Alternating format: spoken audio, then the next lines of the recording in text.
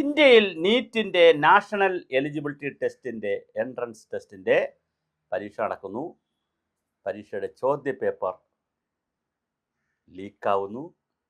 കുറേ കിഴങ്ങന്മാരും എന്ത് ഭാഷയാണ് ഉപയോഗിക്കുക ഇതിനകത്തുകൂടി, അങ്ങനെയുള്ള കുറേ പ്രൊഫസർമാരും വനിതകളടക്കമുള്ള കുറേ എണ്ണത്തിൻ്റെ ആക്രാന്തം കൊണ്ട് ആഡംബര ജീവിതത്തിലുള്ള പണം കണ്ടെത്താനും വേണ്ടി ക്വസ്റ്റ്യൻ പേപ്പർ ലീക്ക് ചെയ്തു. ആ സംഭവം നടന്ന് ഇന്ത്യയിൽ 20ഓളം കുട്ടികൾ ആത്മഹത്യ ചെയ്തു. വലിയ സംഭവമാണ് ഇന്ത്യയിലുണ്ടായത്.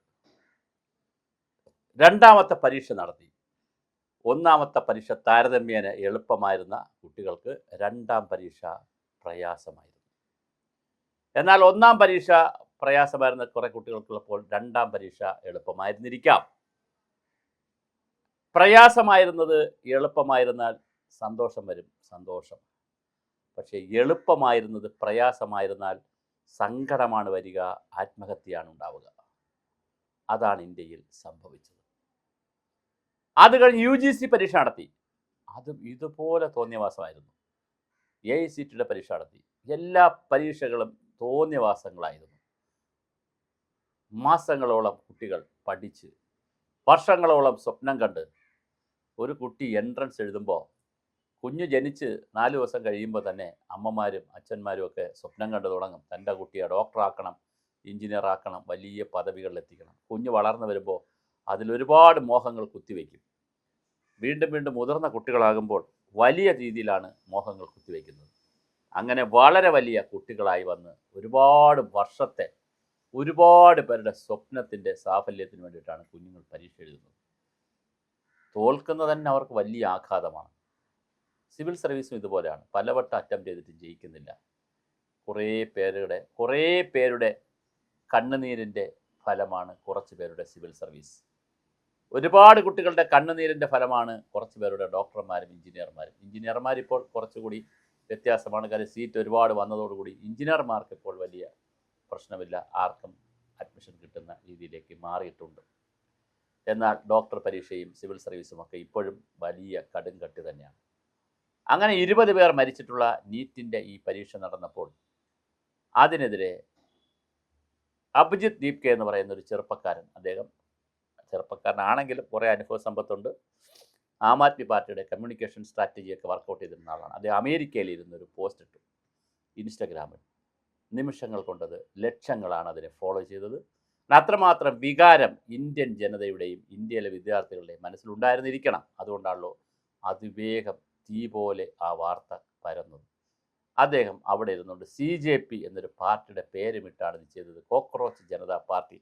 ശരിക്കും BJPയെ കളിയാക്കാനുള്ള ഒരു സോഷ്യൽ മീഡിയ പാർട്ടിയുടെ പേര് മാത്രമായിരുന്നു പാറ്റ ജനതാ പാർട്ടി എന്നുള്ളത്. പക്ഷെ അത് കാര്യമായി നിരവധി ആളുകൾ അറസ്റ്റിലാകുന്നു. നിരവധി കുട്ടികളും പോലീസിനുമൊക്കെ വലിയ തല്ല് കിട്ടുന്നു. ഒരുപാട് പേർ അകത്താകുന്നു. രാജ്യത്തെ പ്രതിപക്ഷ നേതാവിനെ വരെ അറസ്റ്റ് ചെയ്യേണ്ട സാഹചര്യത്തിലേക്ക് കേസ് നീങ്ങുന്നു. MP-മാർ അറസ്റ്റിലാവുന്നു, മുഖ്യമന്ത്രിമാർ അറസ്റ്റിലാവുന്നു. വളരെ വലിയ തർക്കമായി ജന്തർ മന്ദർ മാറിക്കഴിഞ്ഞു. ഡൽഹിയിലെ ജന്തർ മന്ദർ ഞാൻ പോയി കണ്ടിട്ടുള്ള സ്ഥലമാണ്. ഇന്ത്യയിൽ കേരള സംസ്ഥാനം ഒഴിച്ച് ഒരു സംസ്ഥാനത്തും സെക്രട്ടേറിയറ്റിന് മുന്നിൽ സമരം ചെയ്യാൻ കഴിയില്ല. അവിടെ ചെന്നൈയിലാണെങ്കിൽ മറീന ബീച്ച്, ബാംഗ്ലൂരാണെങ്കിൽ അവിടെ സ്ട്രീറ്റ് വേറെയുണ്ട്. ജന്തർ മന്ദർ എന്ന് പറയുന്ന പാർലമെൻറ്റിൽ നിന്നൊക്കെ എത്രയോ കിലോമീറ്റർ അകലത്തിലുള്ള ജന്തർ മന്ദറിലാണ് സമരം നടക്കുന്നത്. അവിടെ അതിന് സ്ഥിരമായി ആളുകൾ പോയി സമരം ചെയ്യാറുണ്ട്. അപ്പോൾ അത് വലിയ വാർത്തയാകാറുമുണ്ട്. പിന്നെ എന്തെങ്കിലും നിവേദനം കൊടുക്കണമെങ്കിൽ മിനിസ്റ്റർമാർക്ക് കൊണ്ട് കൊടുത്തിട്ട് ഇവിടെ വന്നാണ് സമരം ചെയ്യുന്നത്. അപ്പോൾ ജന്തർ മന്ദർ എന്ന സമരഭൂമികയിൽ വളരെ വലിയ സമരമാണ് നടക്കുന്നത്. അതിൽ വാഞ്ഛെ ആദ്യം സത്യാഗ്രഹം കിടന്നു. അദ്ദേഹത്തിന് അസുഖമായപ്പോൾ ഹോസ്പിറ്റലിൽ മാറ്റി. അത് കഴിഞ്ഞ് അഭിജിത്ത് ദീപ്കെ കിടക്കുന്നു. പിന്നെ കുറേ പെൺകുട്ടികളും ആൺകുട്ടികളും കൂടി ഉപവാസക്കാരായി ഉപവാസം അനുഷ്ഠിക്കുന്നുണ്ട്. എല്ലാവരുടെയും ആരോഗ്യനില വളരെ പരുങ്ങലിലാണ്. അതിനിടയിലാണ് നൂറുകണക്കിന് കലാപകാരികളും അല്ലാത്തവരുമെല്ലാം ഇതിനകത്ത് ഇടപെടുന്നു. രാഷ്ട്രീയക്കാരിടപെടുന്നു. അതിൽ പിന്നെ ഇന്ത്യ മുഴുവനുള്ള വിവിധ പാർട്ടികൾ ഇത് ഏറ്റെടുക്കുന്നു, കോൺഗ്രസ് ഏറ്റെടുക്കുന്നു. അങ്ങനെ ഇതിൻ്റെ രൂപം മാറുന്നു. ചില സ്ഥലങ്ങളിൽ ഇത് കലാപമാകുന്നു, ചില സമയത്ത് ഇത് സമാധാനമാകുന്നു. എന്തായാലും ധർമ്മേന്ദ്ര പ്രധാൻ എന്ന വിദ്യാഭ്യാസ മന്ത്രി രാജിവെക്കുക എന്നുള്ളതാണ് ഇവരുടെ സമരക്കാരുടെ പ്രൈമറി ഡിമാൻഡ്. പക്ഷെ അത് എളുപ്പമല്ല. പെട്രോളിയം മന്ത്രിയായിരുന്ന സമയത്തും അല്ലാത്തപ്പോഴുമൊക്കെ ബി ജെ പിയുടെ ഫണ്ട് റൈസറായിട്ടുള്ള, ബി ജെ പിക്ക് ആവശ്യമായ സംഘടനാ സംവിധാനം ചെയ്തു കൊടുക്കുന്ന, RSSൻ്റെയും സംഘപരിവാറിൻ്റെയും സ്വന്തം പുത്രനായിട്ടുള്ള ധർമ്മേന്ദ്ര പ്രധാനെ മാറ്റുക ബി ജെ പിക്ക് സ്വപ്നേബി വിചാരിക്കാൻ പറ്റുന്ന കാര്യമല്ല.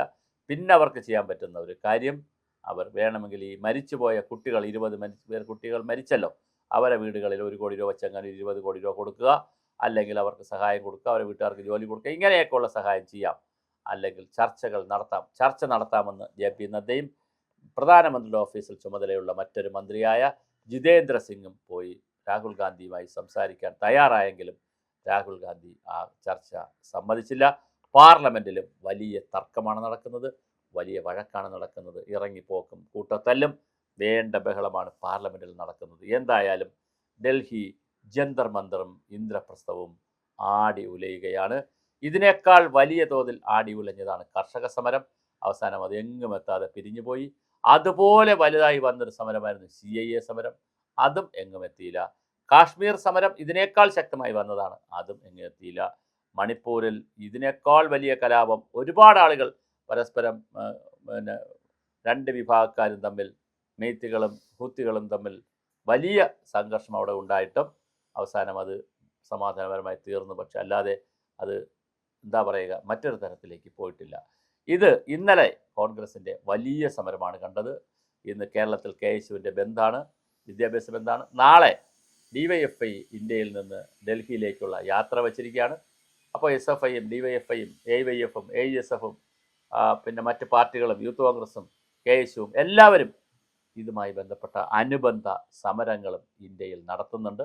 പക്ഷേ എല്ലാം നടക്കുമ്പോഴും നമുക്ക് അറിയേണ്ടുന്ന ചില വിഷയം, നീറ്റ്, അതുപോലെ തന്നെ AICTE, അതുപോലെ തന്നെ UGC പരീക്ഷകളൊക്കെ ഇനി എത്ര കണ്ട് സയൻറ്റിഫിക്കായും പ്രൊഫഷണലായും നടത്തും ഇന്ത്യ രാജ്യം എന്നുള്ളതാണ്. ഒരുപാട് ജീവനുകൾ നമുക്ക് നൽകാനില്ല. കഴിഞ്ഞ പ്രാവശ്യവും ഇതുപോലെ ചില തരികിടകൾ നടന്നു. ഇത് 2ാം പ്രാവശ്യമാണ് ഈ തരികിട നടക്കുന്നത്. ഇപ്രാവശ്യം ഈ ചോദ്യപേപ്പർ കൃത്യമായി ചോർന്നു എന്നുള്ളതാണ് വളരെ സങ്കടകരമായ കാര്യം. പരീക്ഷയ്ക്ക് മുമ്പാണ് ചോർന്നതെങ്കിൽ കുഴപ്പമില്ല, പരീക്ഷ മാറ്റിവെക്കാം. പക്ഷേ പരീക്ഷ കഴിഞ്ഞതിന് ശേഷം ചോദ്യപേപ്പർ ചോർന്നു എന്ന് പറഞ്ഞ് മാറ്റിവെക്കുമ്പോൾ ഒരുപാട് കുട്ടികൾ ട്രോമയിലേക്ക് പോകും, ഒരുപാട് കുട്ടികൾ ആത്മഹത്യയിലേക്ക് പോകും, ഒരുപാട് പേർക്ക് മാനസിക സംഘർഷം വരും. ആ മാനസിക സംഘർഷത്തിൽ സ്വന്തം കരിയറും ജീവിതവും വിദ്യാഭ്യാസവും എല്ലാം ഇല്ലാതാകുന്ന ആയിരങ്ങൾ ഉണ്ടാകും. അതുണ്ടാകാതിരിക്കണം, അത് വളരെ പ്രധാനപ്പെട്ട കാര്യമാണ്. അതുകൊണ്ട് ഈ വിഷയത്തിൽ കൃത്യമായ ചർച്ച കേന്ദ്ര ഗവൺമെൻറ് തയ്യാറാകണം. അവർ ചർച്ചയ്ക്ക് തയ്യാറാണെന്ന് പറയുന്നുണ്ടെങ്കിലും അതിൻ്റെ അന്തരീക്ഷം ഇപ്പോൾ ഡൽഹിയിൽ കാണുന്നില്ല. എല്ലാവരും ഇതിനിടയിൽ വെള്ളം കോരാൻ നിൽക്കുന്ന, ഇതിനിടയിൽ കൈയിട്ട് വാരി അടിയുണ്ടാക്കാൻ നിൽക്കുന്നവരെല്ലാം മാറിപ്പോകണം. ആരെങ്കിലും ഉണ്ടെങ്കിൽ മാറിപ്പോകണം. വളരെ കൃത്യമായ ചർച്ച നടത്തി അത് സമരം തീരട്ടെ. അല്ലെങ്കിൽ സമരക്കാർ പറയുന്ന ഡിമാൻഡ് ഗവൺമെൻറ് അംഗീകരിക്കട്ടെ. എന്തായാലും വളരെ ഗൗരവമായ ഒരു വിഷയമായി ഡൽഹിയിലെ ജന്തർ മന്ദർ സമരം ലോകവും വീക്ഷിക്കുന്നു. ഇന്ത്യയിലും വലിയൊരു പ്രശ്നമായി മാറിക്കൊണ്ടിരിക്കുകയാണ്.